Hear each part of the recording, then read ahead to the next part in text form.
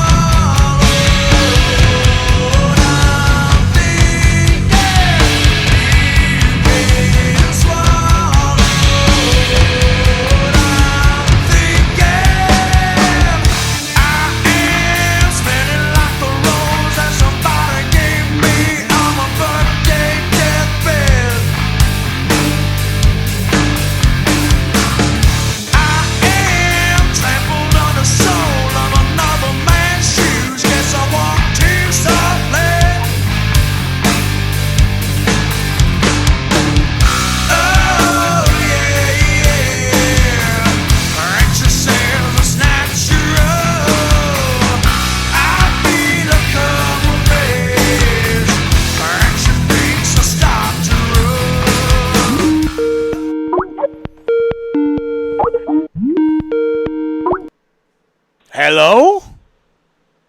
Hello, is this Dave Tuchman? It is. Who's this? Hey, Dave, this is No Friends, the guy, the irritating individual on the forums. Hey, listen. You know what? I haven't even done an intro yet, so you are true to your intro there. Hey, can you do me a favor? Can you call me back in 30 seconds? Or let me just do an intro. How's that? Stay on the line. Don't go anywhere. Hey, guys. Okay. Welcome to Under the Gun. We are back. I haven't even done an intro, man. I was just, listening to music and chilling, man. What's going on? Anyway, listen to some Stone Temple Pilots. That is Dead and Bloated, back from 1992. Man, old school. David Tuchman here for Under the Gun, presented by CrushLivePoker.com. First and only site out there specifically for live poker. Thank you so much for joining us. We are here each and every Wednesday, and we are back. It is August. Cool show and tap for you today. August means football season is right around the corner, which means fantasy football season is right around the corner. And I figured I'd get a good friend of mine, Dave Richard, who is well known. He has been in and around fantasy football for over a decade, most notably with CBS Sports. He's worked for NFL. If you don't know who he is, just Google, you'll know. This guy is basically Matthew Berry's cousin, essentially. Anyway, he is on later on today. I've actually already interviewed him in a pre-recorded thing, so I'll add that onto the podcast. More on that in a second, but it looks like we've got No Friends on the line. What's up, my man? Hey, Dave, first of all, I just want to clear the air a little bit about something. I happen to be a big fan of yours, regardless of all this shit that I post on the forums. It's basically just to get a lot of attention, but just keep that between us. I want everyone to actually think that I'm a mental case, and I think that would go over well on the site. But what I want, the only thing that really irritates me about your show is when you say that you go out with friends to bars, when it irks the crap out of me because I have no friends. Right. I mean, hence your name. By the way, if you guys are new to Crush Live Poker, you can check it out for free. Get 1 month free using the code DTA408, I believe is the right code. DTA408. Shoot me if I'm wrong, but I think that is correct. That'll get you 1 month free. And if you go over to the forums, which are free, you will see that No Friends is an avid poster. And true to your your name, no friends. You get upset when somebody else claims they have friends. I understand that. Right. Well, but just before we get into any of that, I don't want to take too much time because I know it's a call-in show. It's People dude, want to call get in. It's better okay. at poker and stuff like that. It's cool. I'm glad you called in. I want to congratulate you on the birth of your child. I think that's wonderful. You had a son, and I wish you all the best on that. Just want to let you know. Thank you very much. I genuinely, really appreciate that. It's very nice of you to say. Right. But now the thing is, though, there are some posts on there where I'm hoping that I get a reaction from you, but I don't. And there was one in particular where I compared you to Jim Rome back in '89 when he had that run-in with Jim Everett. And, Chrissy Everett. Him Chris. Yeah. I know you remember that because you can't be that young. I mean, No. You're in your 30s, so you're probably a teenager when that. And that went over real well. But Jim Rome reminds me so much of you, and I could see you trading positions with Rome and going at it with Jim Everett, and trying to goad him into because actually he did irritate him. But I think you would have hit him. I think you would have hit Everett back, whereas Rome was just a little pussy, and he just took the beating and knocked over on the chair, and that was the end of that. So I will tell you two things. Okay, first of all, I remember Jim Rome very well, like Rome is falling type thing. I remember that. For any of you who don't know who Jim Rome is, when sports talk radio became a big thing, which is basically from like Mike and the Mad Dog, they kind of started this thing off. Jim Rome was this abrasive, antagonistic talk radio personality that would do his best to get under his guest skin and sometimes his audience as well, because he figured, hey, whether you love me or hate me, as long as you're watching, that's good ratings. So he was 100% trying to get under people's skin. So he had Jim Everett, and Everett was a quarterback for the Rams way back when, and he had him on the show. And Chrissy Everett, of course, was a famous female tennis player. So Jim, to piss him off, kept calling him Chris. And I tell you, Everett, he could not take the joke. And rather than like play it off or use some sort of like, sarcastic response or whatever, he got mad and madder, and then eventually like flipped the table and attacked Jim Rome. Now, I appreciate the fact that you think that I would fight back. Dude, Jim Everett is a professional athlete. I'm like 5'11", 170, 175.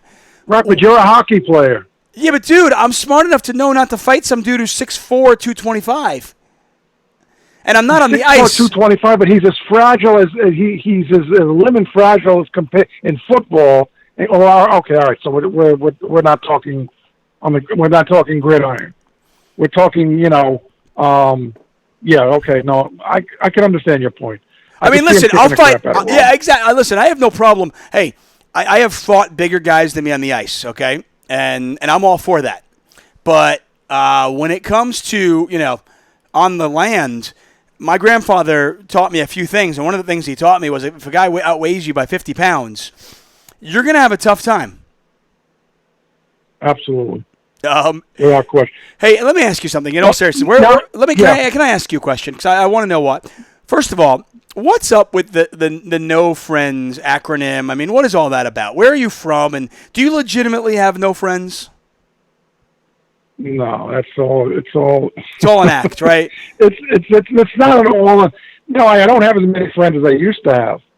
But it's like after my divorce, things slowly started going downhill. Of course. And how old are you? Are you 60? No, what are you, 64? I couldn't. Some people have to realize that it's a goof.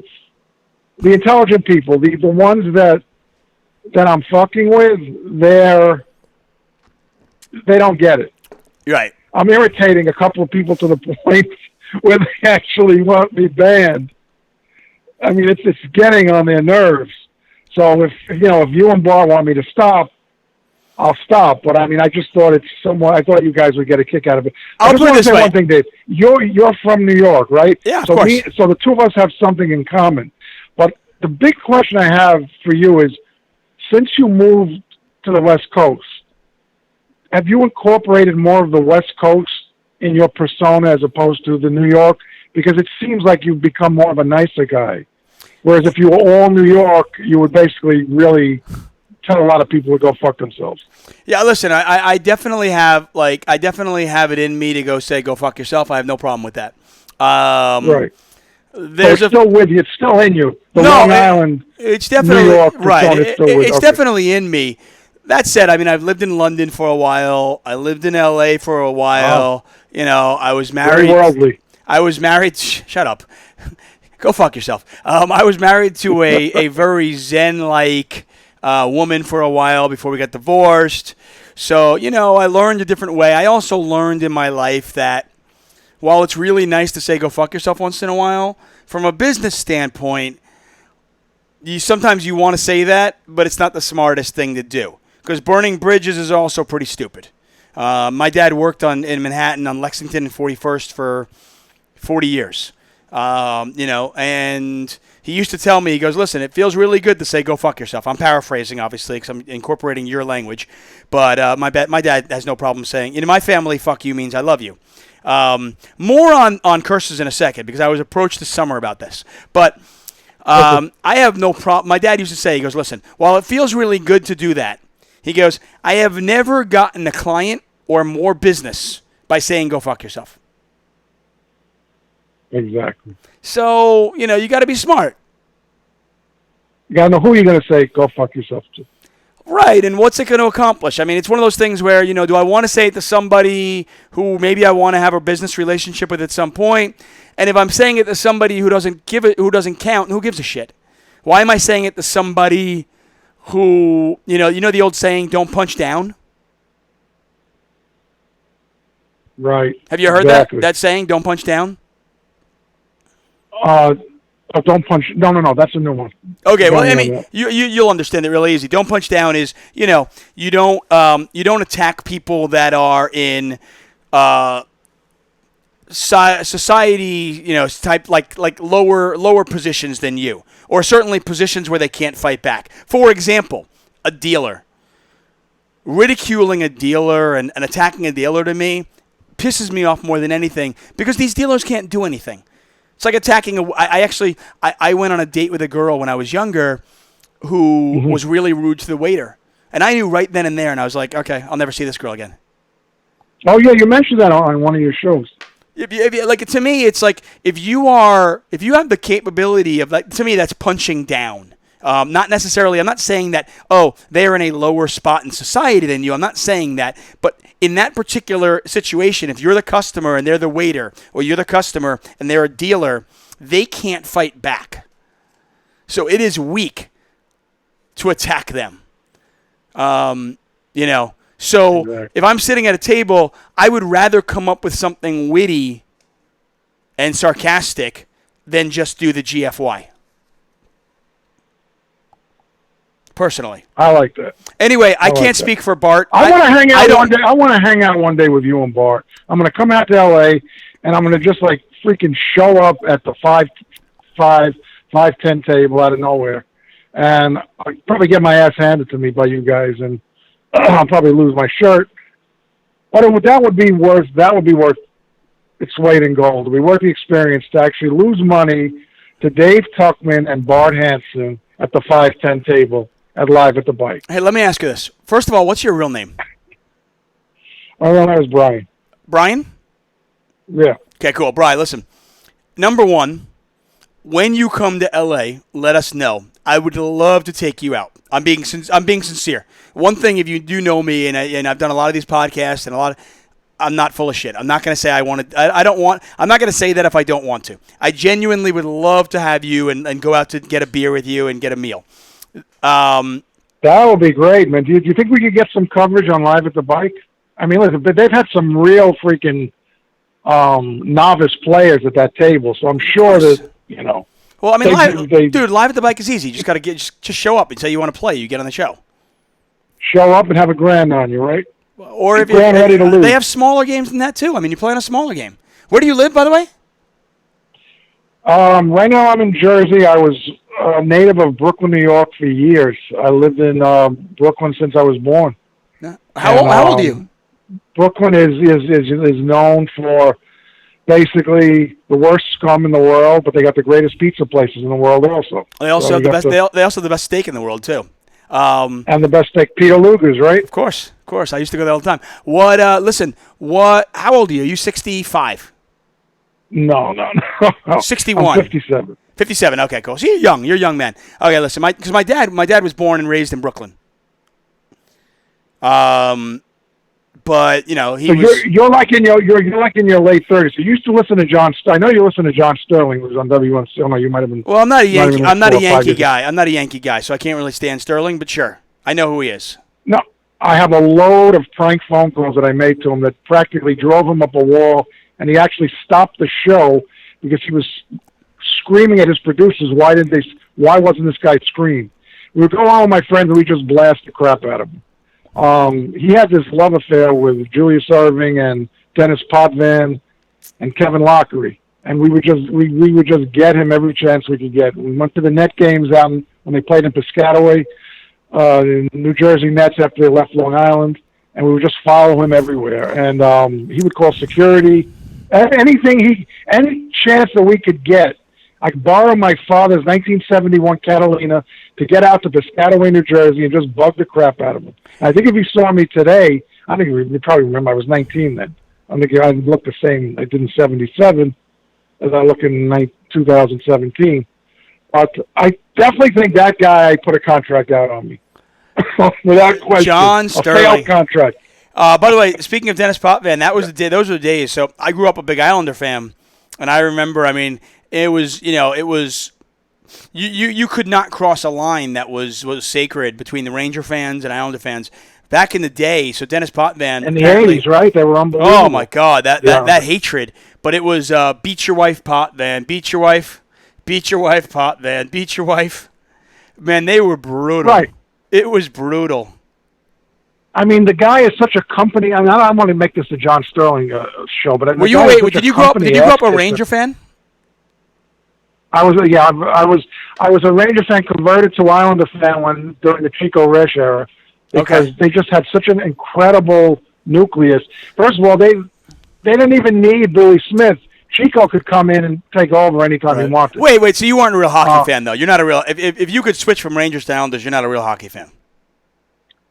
It was just that the Rangers were so freaking terrible, and they weren't winning anything, and they were.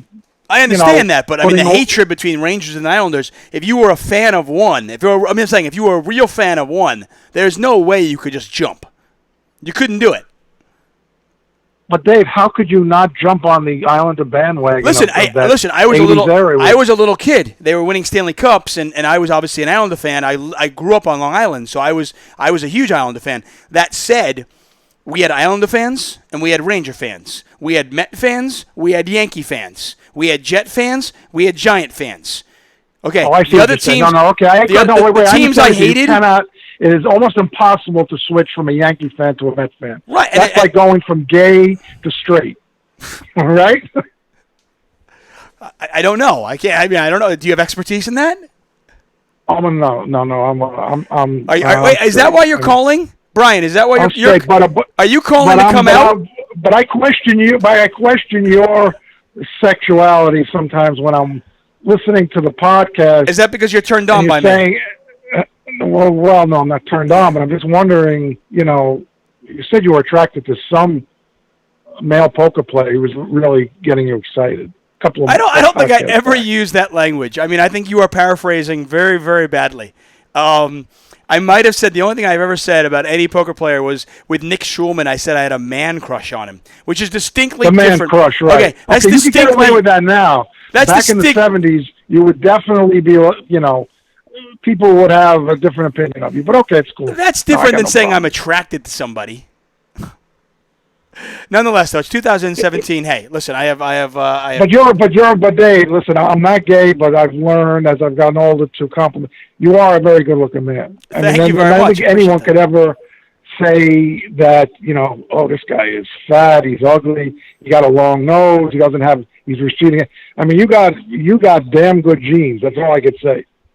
And I'm not just kissing up to you. Thank you, got Dad. Really good genes, man. Hey, listen, there are things in life. It's kind of funny. I've never really talked about this, but it's funny when we take credit for things that have nothing to do with us. Like you said, I got good genes. I was born this way. You're a dead ringer for Jim Palmer that used to pitch for the Baltimore Orioles. Jim Palmer, yeah, of course, early 70s. You guys look almost like freaking clones. Okay? I'm a sports historian, so I mean, obviously, I love sports, and I'm a sports historian. So yeah, Jim Palmer, that was the last team to have 4 20-game winners, right?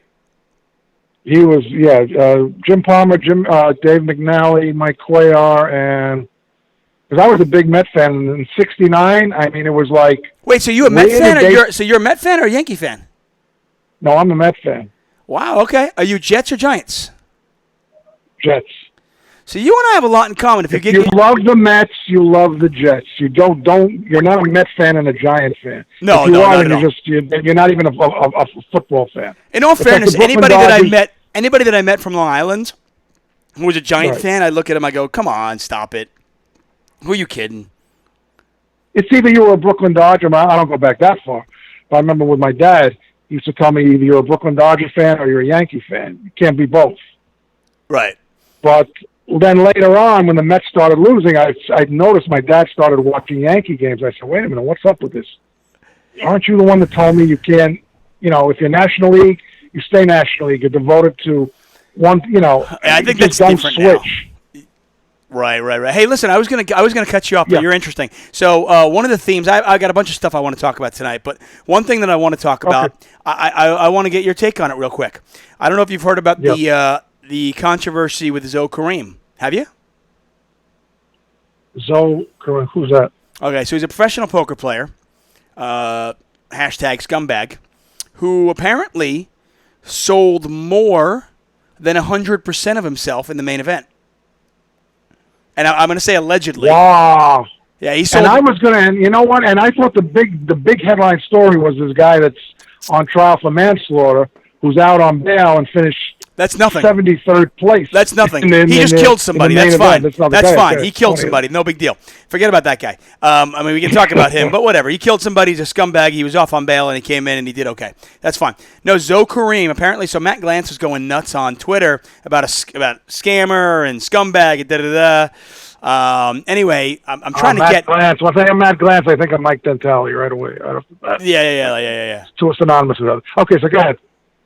But anyway, so my thought was I'm going to call Matt up. He told me not to call him, but I'm calling him anyway. I'm going to see if I can get him on. Anyway, so Zoe Kareem apparently sold more than 100% of himself in the main event. And wait a minute, more than isn't? Well, think about it. Think about the logic. Think about the logic. If you sell yourself, let's say you sell yourself in the main event at 1.5, just for argument's sake. I don't care about the numbers. So you get $1,500 for every 1,000, right? So you could sell. Right.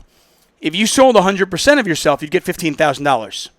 Now, let's say you sold 130% of yourself. Suddenly, you get $18,000. You just make sure you don't cash, and you just pocketed. You just made $8,000 in cash. Wow. So what? So are they looking into this? I mean, what do you mean they? Who's they? Who's they? The poker police? I mean, this is incredible news. I mean, it is, wow. But I mean, what do you mean? Are they looking into it? Who's they? It's Matt Glantz is on Twitter calling him a fucking scumbag. I mean, listen, there have been times before. I mean, this guy Sammy Tirani, whatever the hell, Barry Woods has outed him. Prince, whatever the guy's name is. That guy. There's a bunch of guys out there that Oh, I love. If you back them, you're fact that you went public a few months back and you dimed out the assholes that weren't paying up, and that's like hardcore. I love you for that, man. That's Curtis Lee or the Guardian Angels would do something like that. Well, you're like the second coming listen, of. I get upset. I get upset because this is a game I genuinely love. It's funny. I was talking to Dave Richard about this, and we talked about how we couldn't do this. He's in fantasy football. I'm in poker, but I also do and I said we couldn't do this if we weren't passionate, if we didn't love this game. And I love this game. Now, the difference is fantasy football is widely accepted. It's not, it's not like, scorned upon. It's not in the alleys. Poker is, and it always has been, and we're always fighting that, People will always think it's degenerates and gamblers and, oh, don't do that. So when there's somebody out there that puts poker in a bad light, that puts my world in a bad light, and I get pissed off. You're like Zoe Kareem, you're fucking with me. You're fucking with what I do for a living. Okay? And that pisses me off because this is something I love. Right. So don't treat it like that. I mean, it would be the same as if imagine if you were a football player or a basketball player and a referee or a player got charged with, throwing a game. You'd be mad at that person because they made the game look bad. Don't do that to a game that I love. And what upset me even more was the fact that you had mentioned you loaned some money to someone and they didn't pay you back. Me? No, I don't loan money to anybody. Was it you? No, I don't loan. It's not me. I don't loan money to anybody. I've loaned money to like 3 people in my life. It was to another poker player. Well, no, wasn't you? Okay. No. Sean Deeb. I mean, I had Sean Deeb on in a podcast probably 8-9 months ago where he talked about debts that have not been paid, and we outed some players on the show. But that was a great show, man. I just don't. Great. One of the first lessons I got when I started propping. Where he sold his debt to another player. I love it. Yeah, I mean, I'm at the point now where, and I've learned this when I first started propping. Guy brought me aside. He said, "Listen, if somebody asks you for money, if you want to give it to them, but no, it's not a loan because the odds of you getting it back are really slim." So the list of players that I have ever loaned money to, and when I say loan, I mean here's a chip and I get it back the next day. Basically, is Barry Woods, Bart Hansen, and I can't even remember if there's a third. Those are the only 2 that I know off the top of my head that I've given money to. I don't even know you guys, you and Bart. I don't know you personally, but just from listening to the podcast and your overall whatever, you 2 sound like the kind of guys that I could trust.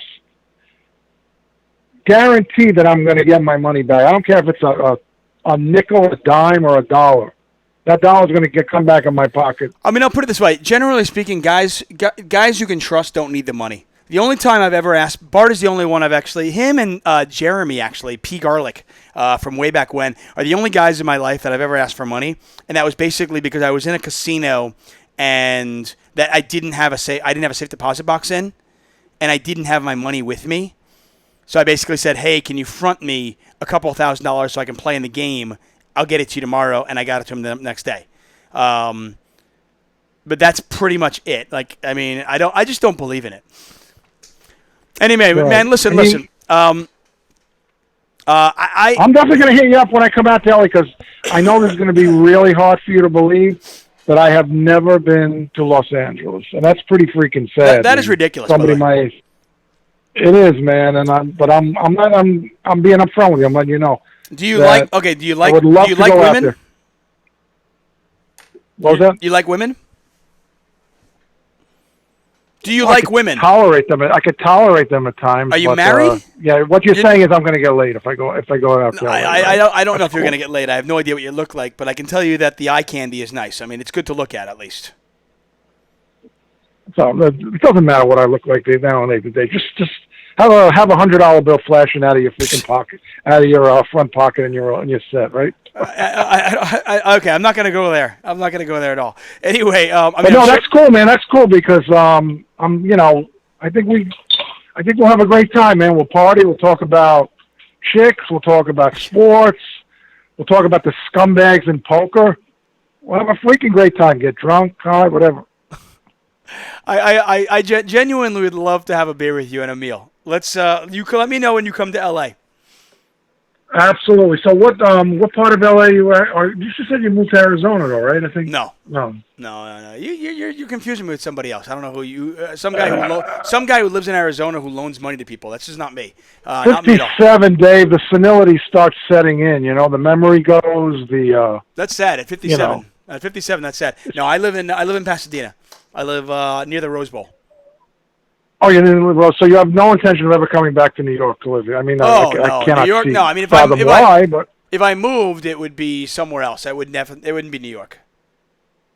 Okay, so the chance of seeing you at the Borgata is not going to happen No, anytime I mean, soon. it doesn't mean I don't travel. I mean, listen, I got back from Vegas. I'm going to Brazil in September. I'm going to London in October. Oh man. I travel. I mean, I'm actually going up to. I'm gonna be in Manhattan in. I'm waiting for Bruce Springsteen. There's a rumor that Bruce Springsteen is going to play at the Walter Kerr Theater, which is an under 1,000 seat theater on Broadway. Wow, I saw him in '78. He's awesome, man. Oh, I've seen him at the Garden. I've seen him a ton of times. I've got a tattoo with his lyrics on me. My second kid's name is Silas Springsteen. Yeah, I heard about that. That's right. So let me ask you something. Without So I'm coming Clarence out. Clemens, is I'm coming out. there something lacking in the band now, or is It's still, different. It's still solid? No, it's different, but they pay homage to the guy, and I saw him.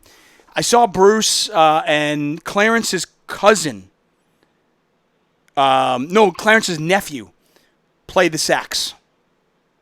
And it was Wow. and it was quite nice. It was like, you know what? It was they clearly paid tribute to the guy, and it was something else. But anyway, so I'm coming to Broadway. I'm waiting for the dates, the official announcement. I've got some connections on Broadway, but I'm gonna come out with the wife, and we're gonna come out and see him on Broadway. Sometime. So he is doing Broadway. That's the rumor. Like I said, nothing confirmed yet. Okay. But the rumor is the Walter Kerr Theater had 8 weeks. And he's going to do an 8-week run, and the Walter Kerr Theater has given him a great deal of rent-free, and they figure they can make money on concessions and drink and beer and all that crap. But I mean, I thought the chance to see Bruce in a small venue is just ridiculous. Forget about it, man. That's like, oh man. Yeah, so I was like, I can't pass that up. You know what I mean? And the guy's not getting That's any like younger. seeing the Beatles. That's like watching the Beatles in at the Palladium. That's what yeah, it's just I love small, but I love small venues, you know. So I've only seen Bruce. I love the small venues because you could actually hear, you could hear the acoustics, you could hear the sound. Everything is like, it's like right up close. Well, especially Whereas with Bruce. in a live arena, you're going out to the Meadowlands. I mean, that's cool, but I mean, it's just not the same. Yeah, I saw There's nothing like indoor. Bart and I with David Baker, some of our friends, by the way, many of my friends I hang out with, we saw Guns N' Roses at Dodger Stadium, and they were pretty awesome. They did a great job. And I've seen Bruce a few times, all in big venues, and he's amazing. He's the best showman I've ever seen in my life. I love the guy. But the few concerts, Absolutely. the few And concerts I saw that him I've 30 seen, years ago, and he still hasn't lost any. yeah, no, it's ridiculous. And the guy's in his 60s, and he's just the energy he has is just insane. But seeing a concert in a small venue, there's just something about that. You get so personal, so I just can't pass that up. So I'm going to fly out there and do that. If anybody has connections on Broadway, let me know. That's going to be cool. But yeah, maybe maybe you'll meet us at me and the wife out for a beer. Absolutely. You know what? My fantasy is to go to a New England Patriot game with you and Bart. Oh God, can I wait until Tom Brady retires so they suck again? And just maybe I'm lucky enough to catch a little cat fight between the both of you. And I know that goes on every now and then, right? In all fairness, Bart and I have only been to one New England Patriot game together, and I took him to a game. And he was bitching about the cold and the it wasn't and stuff like that, right? Don't deny it. No, it wasn't cold. It was we were in Kansas City for a really special weekend, but it was the weekend that the Royals had a wild card game, and Bart and I went to that. And the next night, we went to the Chiefs playing the Patriots. And the Chiefs, it looked like the Patriots were done. What kind of seats did you have? We had good seats. Okay. Good seats, and it was great. And I actually got Bart on the field because I had a press pass. So I was able to get one press pass. So I got him on the field, which was pretty awesome. But they got their ass beat. So we've never seen a game together where the Patriots actually won. Okay, so let me ask you a question, because I've been thinking about this a lot, and I didn't take full advantage of it last year. What do you think of betting the Patriots every single game? I'm going to make money, $100 every game. Well, the problem with that is, the money line. You're betting $100 to win. I don't know I don't even know the schedule in front of me. Let me see. Hold on. Let's bring up their schedule. I can tell you the schedule really quick. Let's see the New England Patriots schedule, huh? They're like Money in the Bank, man. Yeah, but you're not. But the problem is though, is you got to pay. I know you got to pay the vig, but look. No, it's not how the would you vig, like, let dude. me tell you something. I've been betting the I'm not a degenerate sports bettor, but I jumped on the Dodgers. They've been hot, but I mean, look how much I'm getting killed on the vig with the Dodgers. And Okay, they won 9 in a row. listen. I'm not trying to tell you that you're. It's not a matter of that, but you understand how betting works. You got to pay a money line. You're not getting I 1 to 1. understand exactly how it works. Okay, well then I don't. Okay, all right. So tell me why I shouldn't bet the Patriots. Well, it's the matter of is it a good value? I don't know. I mean, I'd have to look at each game, but I mean, okay, I'm going to bring this over here so people can see what I'm talking about. So here, let's see. We got forget about preseason. Preseason's garbage. So here's the season, regular season. They play the Jesus Christ. They play the aforementioned Chiefs, like I mentioned, in week 1, right? So no, sorry, preseason. Get the goddamn. Okay, so they play the Chiefs in week 1 on a Thursday night. At home.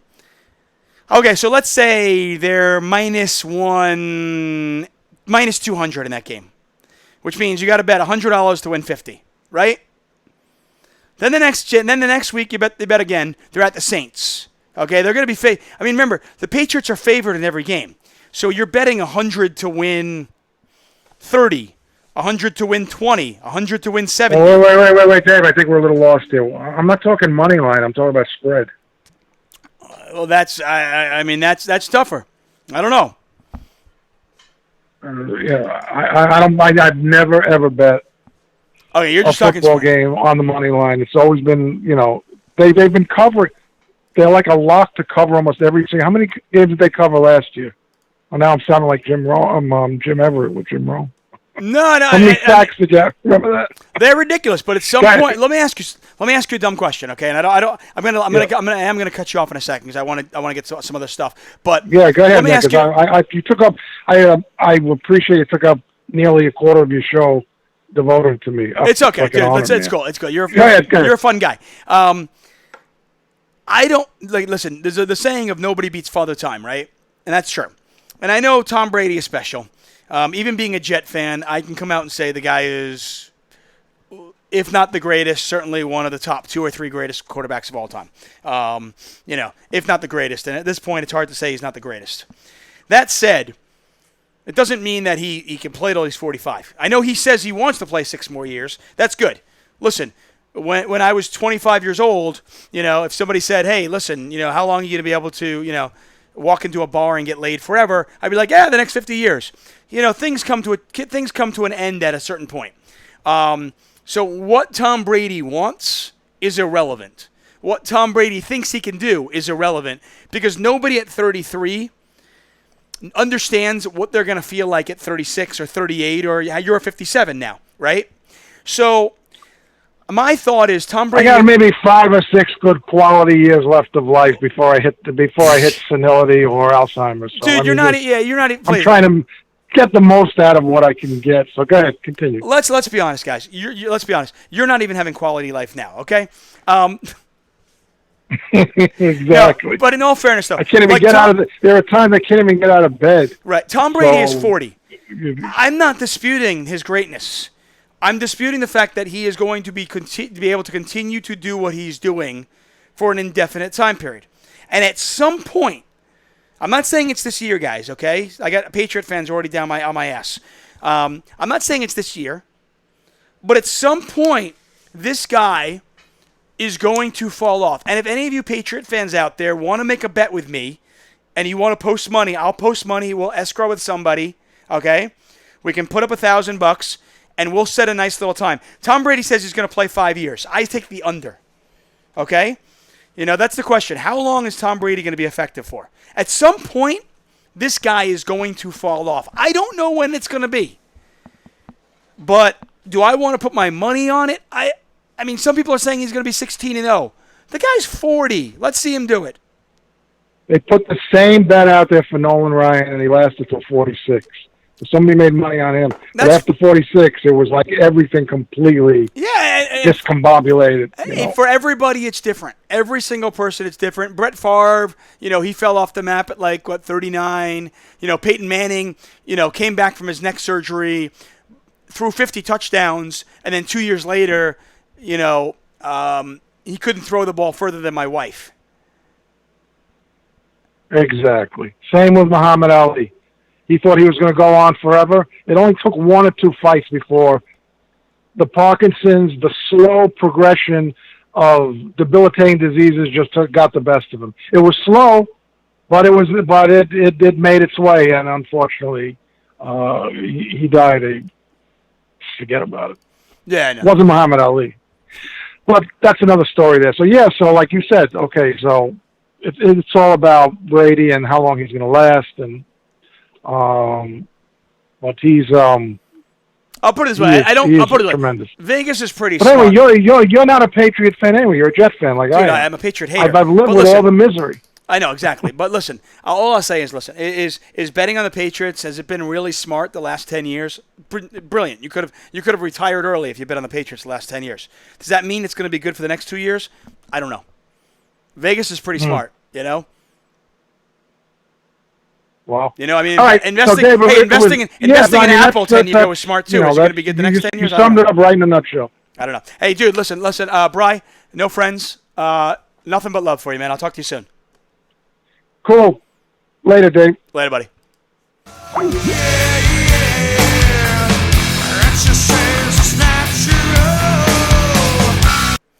Oh wow, that was I wasn't expecting that, guys. I'm not gonna lie. Bri coming out of the gate. I figured I'd start off my comeback from the hiatus like a slow show. I had Dave Richard on earlier on for almost an hour, so this is gonna actually be a pretty long show. My apologies. If you hate me, then only listen to parts of it, okay? Anyway, man, Zoe Kareem, what the fuck was that all about, right? You know what? I'm actually going to call Matt Glantz. I'm going to put him on the spot because he's done this to me. Fuck him. Let's see if he answers his phone. I don't even know if he'll answer it or not. But I'm going to call. I want to hear a 2-second quote from Matt Glantz. He probably won't even answer. But let's see if he does. Either way, we'll leave Matt a message either way, okay? Or maybe we'll get him on the line. Armando, I'll get to you in a second, buddy. Thanks for joining us, guys.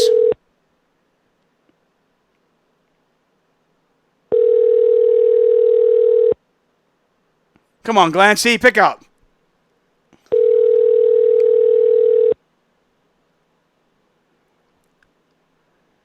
He doesn't want to face it. He doesn't want to face the music. Your call has been forwarded to an automated voice messaging system. Matt Glantz. Is not available. At the tone, please record your message. When you've finished recording, you may hang up or press 1 for more options. To leave a callback number, press 5.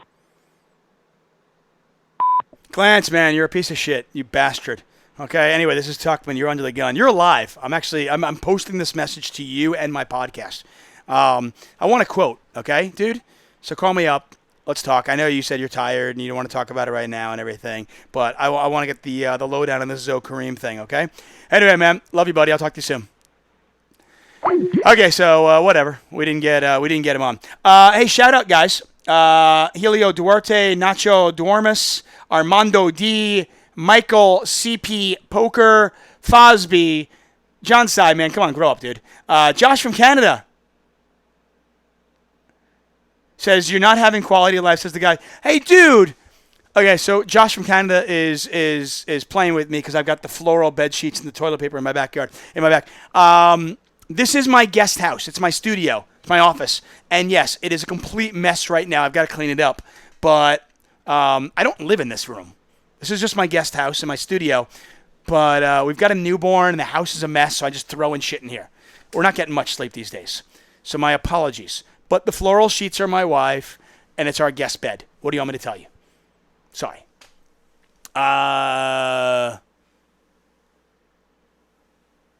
Helio says Glantz invested $2,500 in Kareem. I don't know the number. I'm hearing it's a lot larger than that, but I don't know the number. So it is what it is, man. So anyway, so as I said earlier, I want to just kind of prep this. I had Dave Richard on from CBS Sports. If you are a fantasy football junkie, you know who this guy is. We talked a little fantasy football. We talked a little bit of poker, kind of like worlds merging. He followed me in the spring, and I was like, wow, And I was like, are you following me because of my relationship to Pro Football Focus and Sky Sports as an NFL analyst? And he said, no, I'm a poker fan. And I go, oh, wow.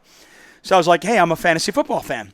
So we talked and everything, and we've been kind of going back and forth on text and stuff. We were going to meet this summer, but I told him I wanted to get him on. So he's on, and we've got about a 50-minute conversation, what I will tack on to the end of this.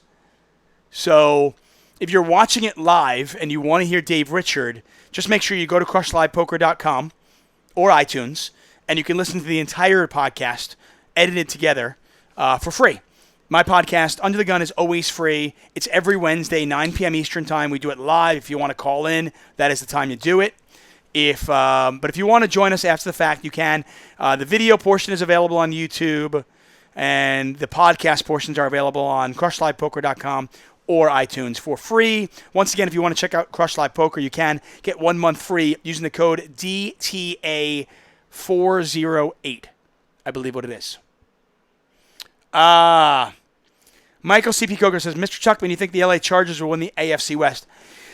Man, I like the Chargers a lot this year. I'm not going to lie. I have 2 bets so far this season. I have the Jets under 5.5 wins. And if anybody wants the Jets over 5.5, let me know. We can post. Happy to make a bet with anybody. And I had the Chargers over 7.5 wins. I am a little bit concerned because their first-round pick, Mike Williams, may not play this entire year. Hello, you are under the gun, but hold on 1 second, sir. Hold on, don't say anything. So I'm a little bit concerned. May not play this entire year. Hello, you're under the gun. Hold on. I gotta hang up on you, dude. I don't know what you listen. If you guys call in, you got to turn the volume down so I don't hear an echo. Anyway, so Mike Williams, the first-round pick, was 7th overall wide receiver, was brought in, and I thought with Keenan Allen coming back and Mike Williams and Tyrell Williams and Hunter Henry and Antonio Gates and Melvin Gordon, I thought, wow, Phillip Rivers is going to have an amazing year. This offense is going to be fantastic. And then I really liked their second-round pick, which was Forrest Lamp, which was an offensive lineman. The problem is Mike Williams may not play a down this entire season. He has some back injury. Forrest Lamp went down today. I don't know the severity of his injury yet, but he was carted off. If those 2 guys are out, suddenly the team is not nearly as deep as it was just a week ago. And it's a competitive division. You got the Oakland Raiders, you got the Kansas City Chiefs, you got the Denver Broncos. I do think the Chargers are a better team than people give them credit for. I think for the NFL, if you want to make that jump forward, you've got to have quarterback play, you've got to have a pass rusher, and you've got to have a cornerback. They have that. They've got a great cornerback in Jason Verrett. They've got Joey Bosa, who might be the best pass rusher in the league outside a couple. He might be top 3. But, Joey Bosa is really special. And then you combine that with Phillip Rivers and that offense, and I really think the Chargers have an opportunity here to be a lot better than what people think they are. I think they can win 9 games very easily. Do they win the division or not? I don't know, but I think it's probably worth the price. I'd have to check the exact odds right now. A few months ago, the LA Chargers were a really good price on winning the AFC West. I'll put it this way. I love them over 7.5 wins, which is why I've obviously bet on them over 7.5 wins. So I'll put that at that.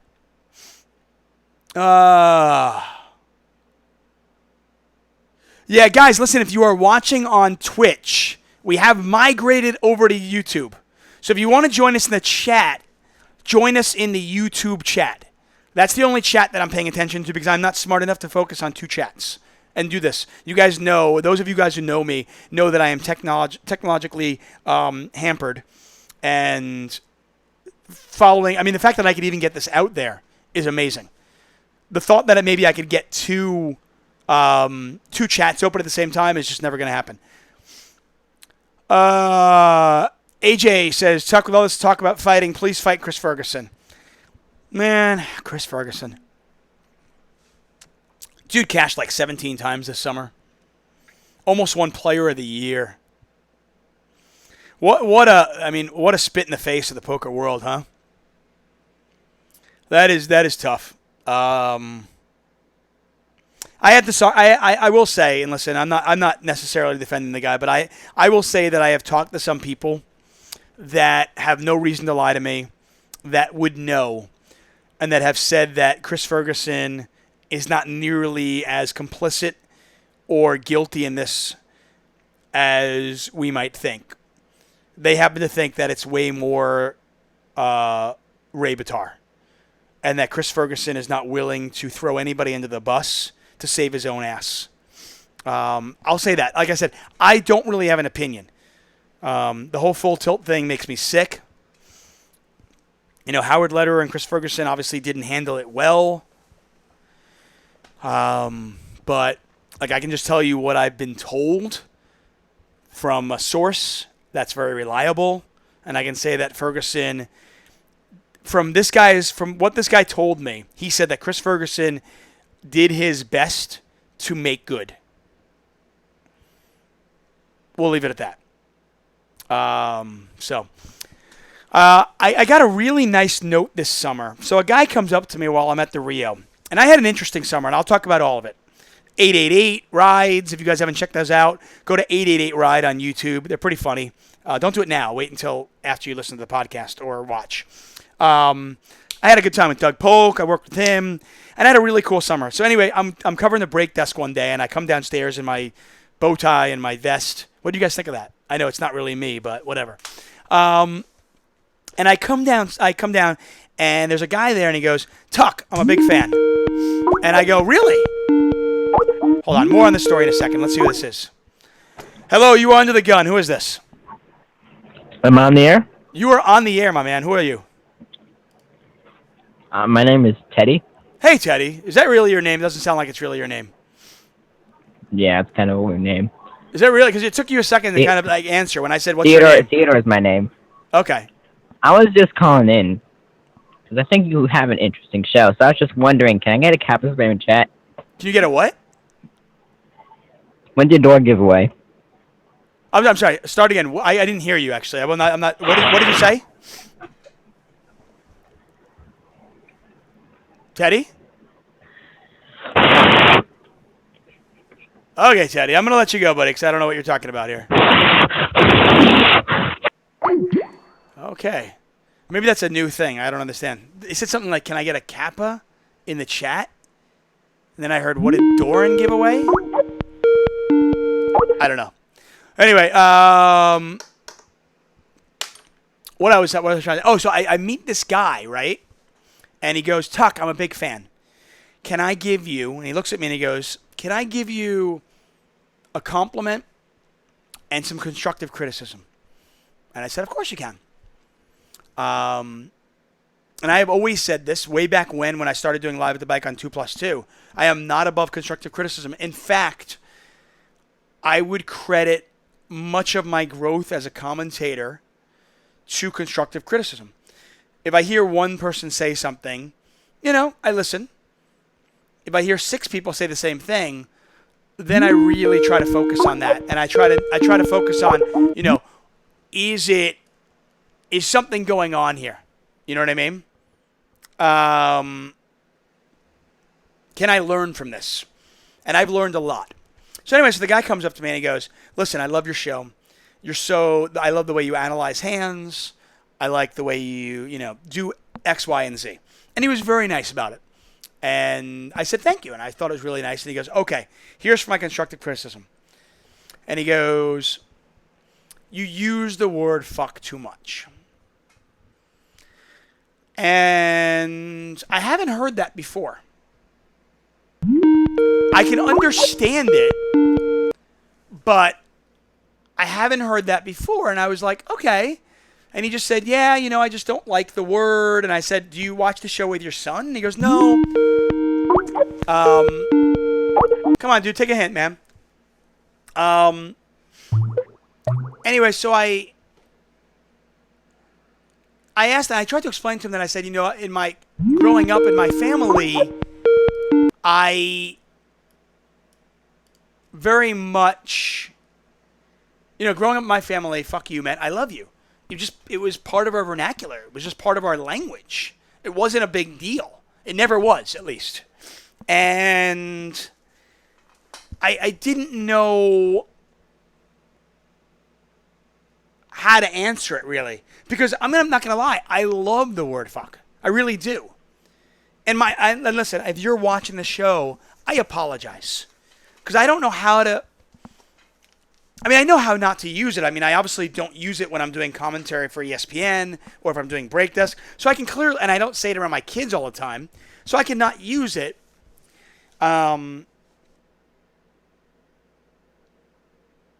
I don't know why I wouldn't use it, but hey, I'm curious for those of you out there who are fans who do watch the podcast a lot. Let me know if I curse too much and if it's something that you think that I could cut down on. I don't know. Like I said, if I hear it from one person, I listen. If I hear it from two, I'm like, oh, okay. If I start hearing from 3 or 4 or 5 people, well then, maybe there's fire where there's smoke type thing. So.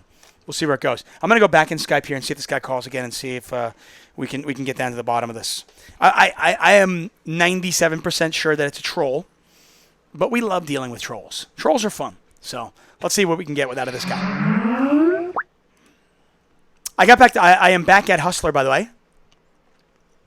After getting back to the World Series. I got back to the World Series on like July 17th. As I mentioned, I had a really interesting summer. More on that. Here, there you go. He called. Okay, let's see where we're at. Hello, you were under the gun. Is this Teddy? And his name is John Steele.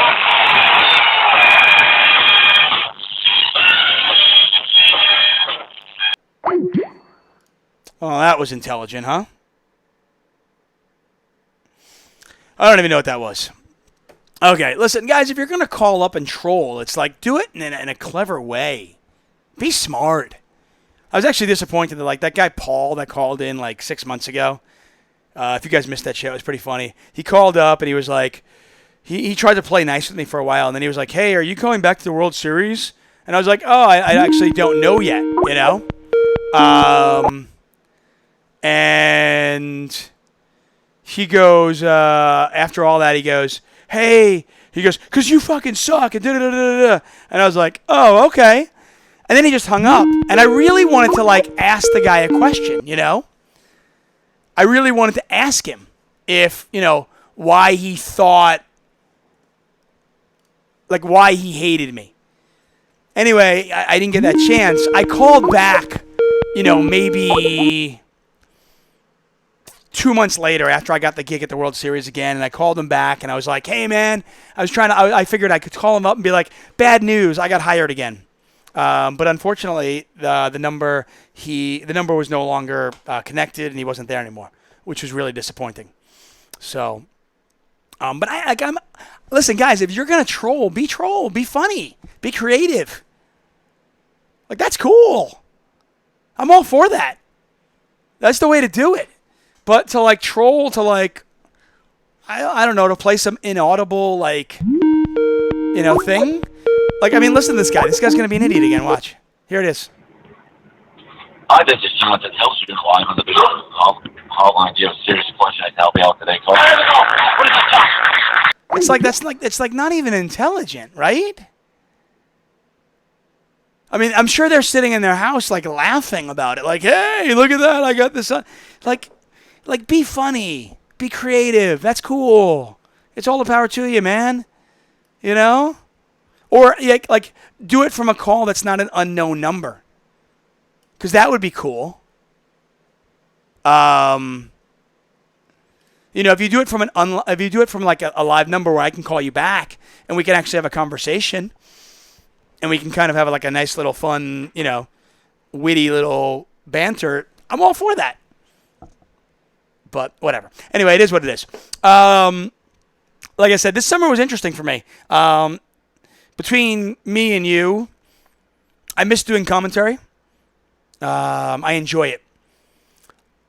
I tried to embrace the role of Breakdesk this summer, and I really liked it a lot. I enjoyed it more than I thought I would.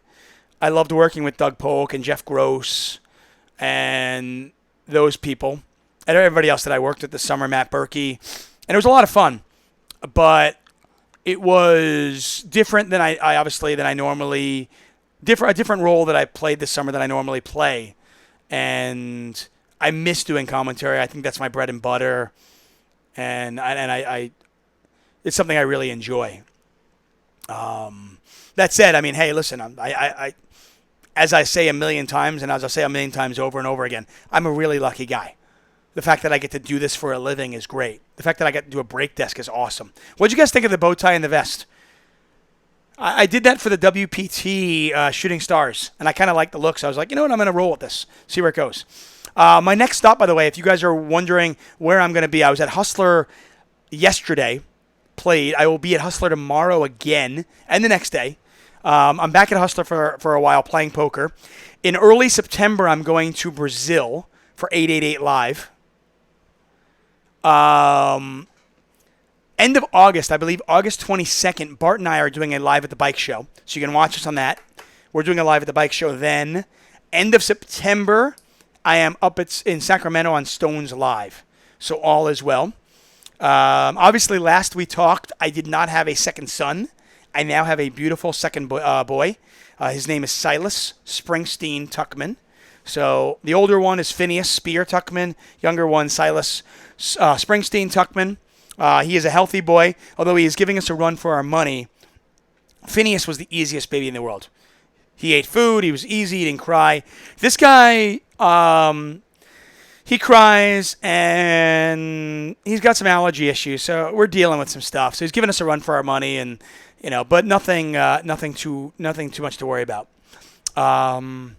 Anyway, guys, we are here each and every Wednesday night, 9 p.m. Eastern Time. Thank you so much for joining us. As I said earlier on, I already had an interview with Dave Richard.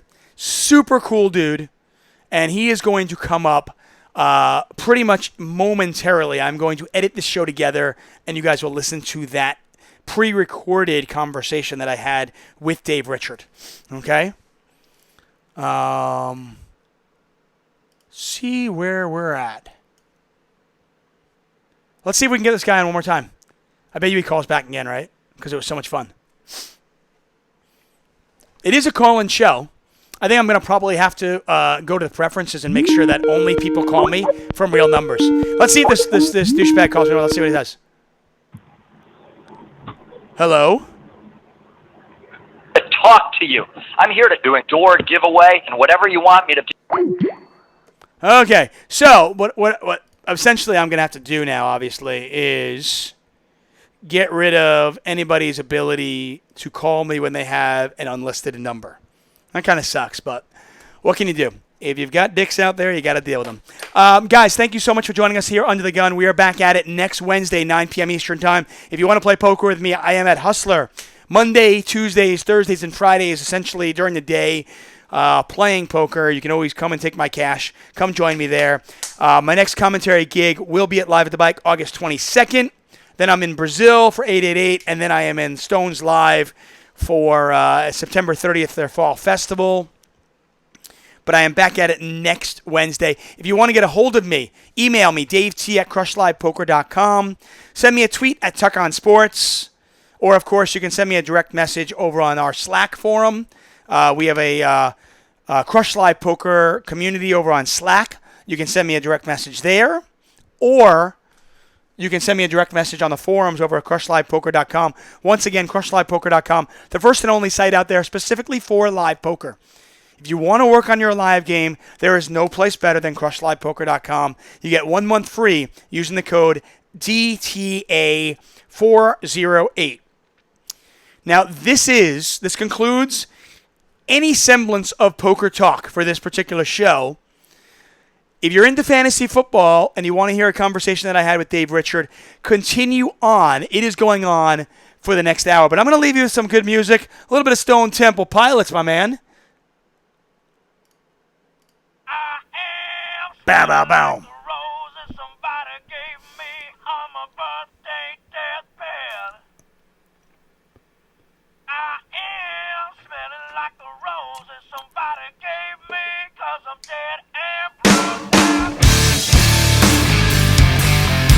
Guys, I love you. It's so good to be back.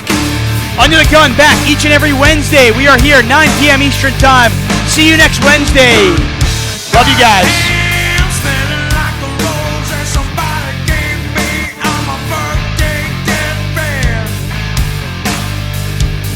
Dave Richard coming up momentarily.